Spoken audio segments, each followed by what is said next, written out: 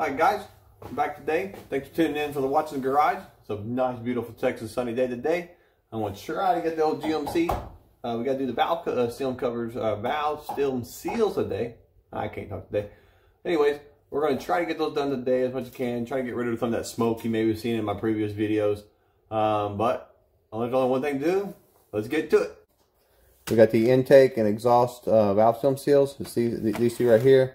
We got while you're gonna have to take the valve covers off, so you'd always want to replace the valve cover gaskets unless you just recently did this.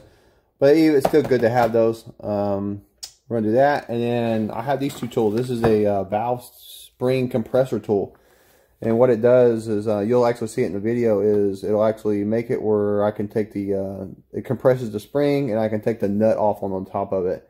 And then this little tool is a kind of a cheater tool. Is normally to do a valve job or doing this, you actually have to pull the heads off the truck, because once you take the bolt off, the valve will actually drop into the piston chamber, and you have no way of getting it back. So what this does is just a simple little tool. It's a air hold fitting. What it is, you unscrew whichever cylinder you're working on. You plug this into the spark plug thing. And this is, you plug into your air compressor. And what that does is it puts a lot of, it pressurizes your piston chamber.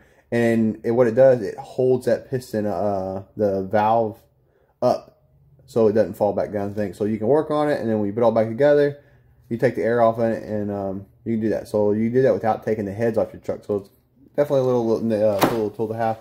And while we're at it, we're going to end up changing the oil, new filter, and then the Marvel Mist oil. I always replace especially these older vehicles, I always replace the quart of oil with the Marvel Mist oil. It's just really good stuff. It's really it loosens stuff up, makes it lubricates it pretty good. You can use it for your oil. I pour some in the crankcase, just like I said, replace a quart of oil. And the fuel you can actually put in your fuel tank. Well, this truck actually set for quite a few years, so.